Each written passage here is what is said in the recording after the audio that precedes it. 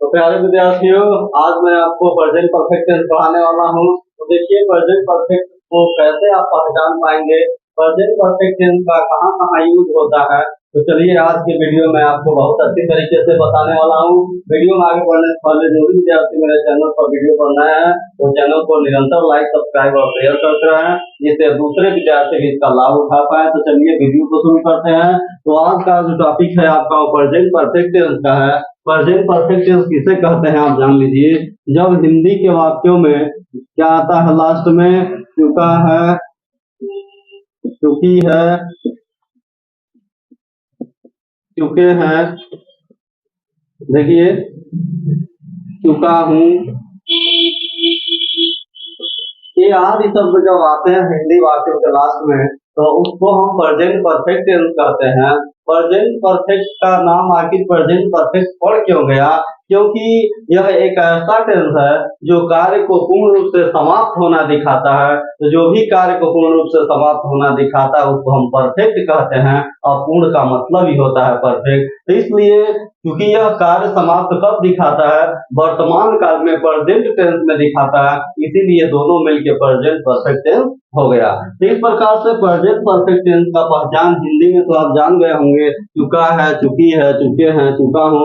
जब हिंदी वाक्यों के अंत में आता है तो उसे हम प्रेजेंट परफेक्ट टेंस कहते हैं। अब देखिए इसको इंग्लिश में कैसे आप पहचान पाएंगे। अगर कोई सेंटेंस हो प्रेजेंट परफेक्ट टेंस का लिखा हो इंग्लिश में तो उसको कैसे पहचान पाएंगे, मैं हर एक वीडियो में यह बता देने का काम करता हूँ कि किस प्रकार से आप इंग्लिश में लिखे हुए सेंटेंस को समझ पाएंगे, पहचान पाएंगे कौन से टेंस का है और यहाँ पर इसका प्रयोग कैसे हुआ है। तो देखिए टेंस जो है पहले वाले वीडियो में भी आपको बताया था कि टेंस जो है अपने फाइनाइट वर्ब से पहचाना जाता है, अपने हेल्पिंग वर्ब से पहचाना जाता है। तो देखिए प्रेजेंट परफेक्ट टेंस को पहचानने के लिए बस आपको दो चीजें जानना हैज हैव को जानना है और इसके बाद वर्ब के थर्ड फॉर्म को आप जान लीजिए। यानी कहने का मतलब क्या है, हैज हैव के साथ जब वर्ब का थर्ड फॉर्म आता है तो ऐसे वाक्य को हम प्रेजेंट परफेक्ट टेंस कहते हैं।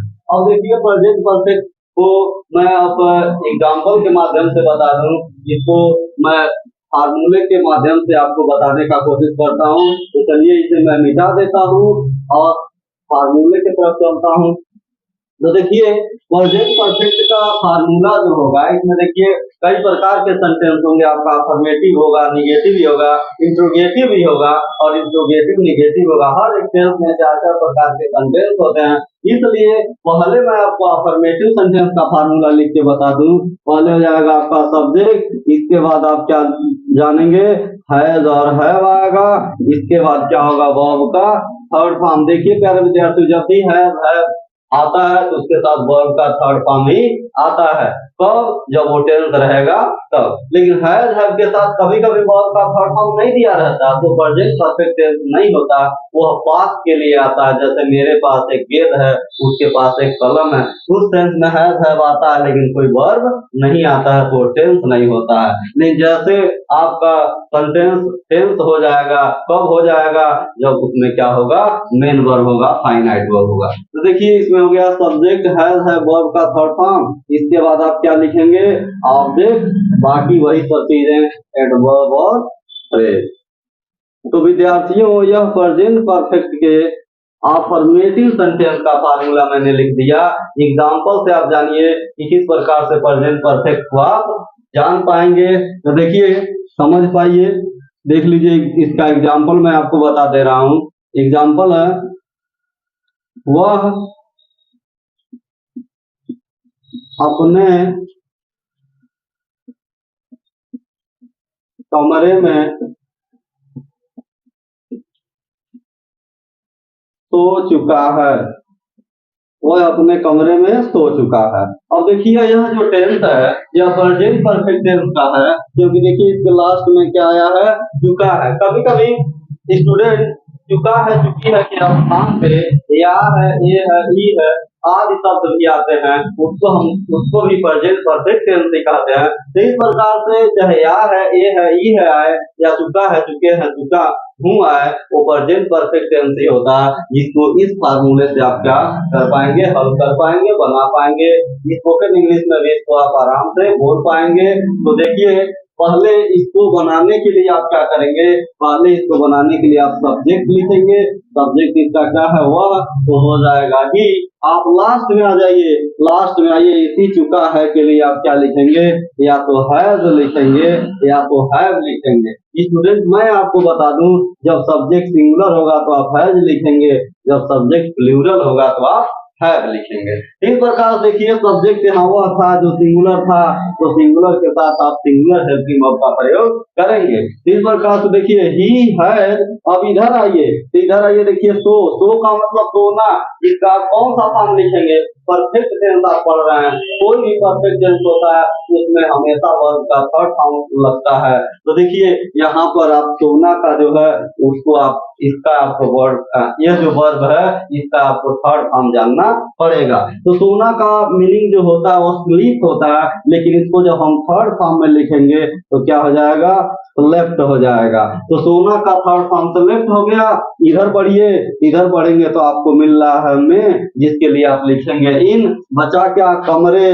इसके पहले वाले वीडियो में बताया था कि जब शब्द एक एक हो, सिंगल सिंगल हो, तो आप निरंतर उल्टा बढ़ते चलिए, एक एक शब्दों को लिखते चलिए, अनुवाद हो जाएगा। लेकिन जब एक शब्द दूसरे शब्द का रिलेटिव हो, संबंधी हो, तो उस रिलेटिव से हमको लिखना पड़ता है जिसका वो संबंधी है। इस प्रकार से कमरे तो है यहाँ पे, लेकिन किसके कमरे, अपने कमरे। यहाँ अपने से हमको लिखना पड़ेगा। कभी कभी दो दो तीन तीन शब्द एक साथ होते हैं तो हम बढ़ते उल्टा है, लेकिन उनको सीधा करके लिखते हैं। तो देखिए अब अपने का मीनिंग यहाँ मनमानी आप नहीं लिख पाएंगे।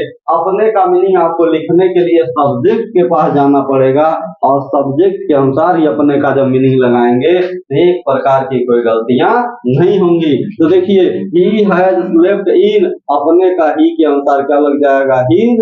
बचा क्या, कमरे, तो हो जाएगा रूम। तो इस प्रकार से प्रेजेंट परफेक्ट का यह अफर्मेटिव सेंटेंस है, और इसमें मैं आपको एक एग्जांपल के माध्यम से इसको बहुत अच्छी तरीके से बताने का कोशिश किया हूँ, आपको समझ में भी आया होगा। तो क्या हो जाएगा, वो अपने कमरे में सो चुका है, he has slept in his room, वो अपने कमरे में सो चुका है। दूसरे एग्जांपल की तरफ बढ़ते हैं, प्लूरल में दे देते हैं, हम अपने कर्तव्यों का पालन कर चुके हैं, हम अपने कर्तव्यों का पालन कर चुके हैं। अब देखिए प्यारे विद्यार्थियों, इसमें यह जो सेंटेंस है, हम अपने कर्तव्यों का पालन कर चुके हैं, देखिए लास्ट में आया है चुके हैं, तो ये क्या हो गया, आपका प्रेजेंट परफेक्ट टेंस हो गया। और इसमें जो सब्जेक्ट है वो आपका दिया हुआ है हम, तो हम का मीनिंग आप क्या लिखेंगे, बी लिखेंगे, और बी के साथ हमेशा आप किसका प्रयोग करते हैं, हैव का प्रयोग करेंगे। हैव क्यों करेंगे, क्योंकि यहाँ पे प्लूरल है, तो प्लूरल के साथ प्लूरल ही आएगा। इस प्रकार से बी हो गया। अंतिम आया तो इसी चुके हैं के लिए हम क्या लिख दिए, हैव लिख दिए। अब आ जाइए, इधर बढ़ते जाइए, निरंतर बनाते जाइए। शुरू से कभी भी अनुवाद बनाने का कोशिश मत कीजिए, सब्जेक्ट लिखिए और अंत से निरंतर आप क्या करते रहिए, पढ़ते रहिए। तो भी हो गया, चुके हैं, हैव हो गया। बचा क्या, पालन करना। पालन करना का मीनिंग होता है ओबे, तो यहाँ पर हो जाएगा ओबेड। तो इस प्रकार से वी हैव ओबेड, ठीक है। बचा क्या, अपने कर्तव्यों, यहाँ पर का के लिए कुछ नहीं लगेगा, का के लिए, की के लिए, और ये सब आप का प्रयोग होता है, लेकिन कब होता है मैं आपको पहले ही बता चुका हूँ, जब दोनों तरफ नाउन रहता है तभी का के का मीनिंग ऑफ होता है, अन्यथा साफ हो जाता है। इस प्रकार से पालन करना का ओबेड हो गया। बचा क्या, कर्तव्यों, लेकिन कौन से कर्तव्य, अपने, तो किसके अनुसार अपने, देखिए मैं आपको बता दूं, वी के अनुसार अपने, तो वी के अनुसार अपने का क्या होता है, आवर होता है। तो वी हैव ओबेड आवर। बचा क्या, कर्तव्यों, कर्तव्यों का मीनिंग ड्यूटी होता है, लेकिन यहाँ पर ड्यूटी आप नहीं लिख पाएंगे, क्योंकि कर्तव्य एक नहीं है, अनेक कर्तव्य हैं, तो ड्यूटी बदल जाएगा किसमें, ड्यूटीज में बदल जाएगा। जब हम वाई को हटाते हैं तो आई ई एस का प्रयोग करते हैं कहीं भी। तो इस प्रकार से देखिए we have obeyed our duty, हम अपने कर्तव्यों का पालन कर चुके हैं। इस प्रकार से प्रेजेंट परफेक्ट टेंस के अफर्मेटिव सेंटेंस में मैं आपको ये दो एग्जांपल बताया, एक सिंगुलर और एक प्लूरल का। एक जगह हैज का प्रयोग हुआ है और एक जगह हैव का प्रयोग हुआ है। इस तरीके से देखिए प्रेजेंट परफेक्ट टेंस को आप इस तरीके से कर पाएंगे। अब देखिए ये अफर्मेटिव रहा, निगेटिव का भी मैं एक आध दो एग्जांपल बता दूं। तो इस प्रकार से आप इसको समझते रहिए और निरंतर वीडियो से जुड़े रहिए, इससे आपका लाभ होगा। तो इस प्रकार से देखिए अब निगेटिव सेंटेंस में चलता हूँ। निगेटिव सेंटेंस भी इसका मैं बता दूं कि किस प्रकार से निगेटिव सेंटेंस को आप कर पाएंगे।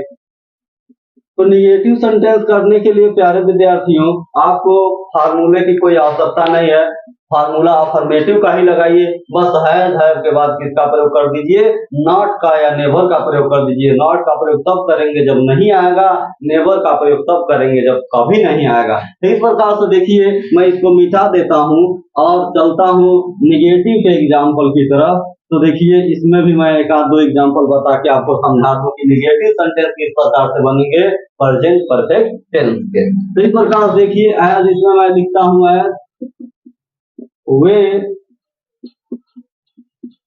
बाजार से सामान ला चुके हैं। हाँ नहीं, निगेटिव है तो वे बाजार से सामान नहीं ला चुके हैं। तो देखिए प्यारे विद्यार्थियों वे बाजार से सामान नहीं ला चुके हैं, इसमें वे जो है आपका ये सब्जेक्ट है, तो आप क्या लिख देंगे, दे लिख देंगे। आ जाएंगे लास्ट में, तो लास्ट में आएंगे तो यहाँ पे चुके हैं, इसी के लिए आप क्या लिखेंगे, हैव। हैव क्यों लिखेंगे, क्योंकि वे जो है प्लूरल है, तो प्लूरल के साथ आप हैव का ही प्रयोग करेंगे। अब मैं बताया हूँ पहले ही कि हैव के बाद ही जो वाक्य निगेटिव होगा तो आप नॉट या नेवर का प्रयोग करेंगे। तो देखिए यहाँ पे पहले आपको नहीं के लिए लिखना पड़ेगा, जो आप क्या लिखेंगे, नॉट लिखेंगे। तो दे हैव नॉट, अब ला का मतलब लाना, तो लाना का आप थर्ड फॉर्म जब लिखेंगे तो ब्रिंग का थर्ड फॉर्म हो जाएगा brought. They have not brought, अब क्या नहीं लाए हैं, सामान, तो सामान का मीनिंग होता है थिंग।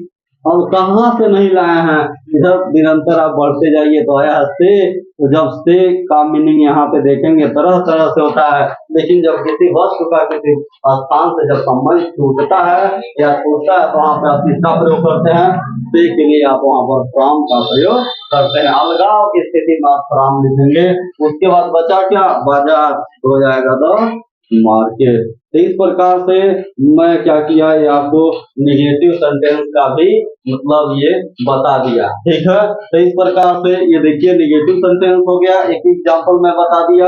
अगर इंट्रोगेटिव की तरफ बढ़ते हैं तो उसको भी आप देख लीजिए, मैं बता देता हूँ इंट्रोगेटिव आप किस प्रकार से बना पाएंगे। आप इसका स्क्रीनशॉट भी ले सकते हैं और इस प्रकार से मैं वीडियो में आगे बढ़ता हूँ इंट्रोगेटिव के रूप में। तो देख लीजिए इंट्रोगेटिव का भी एक आध दो एग्जांपल मैं आपको बता देता हूँ इंट्रोगेटिव सेंटेंस का।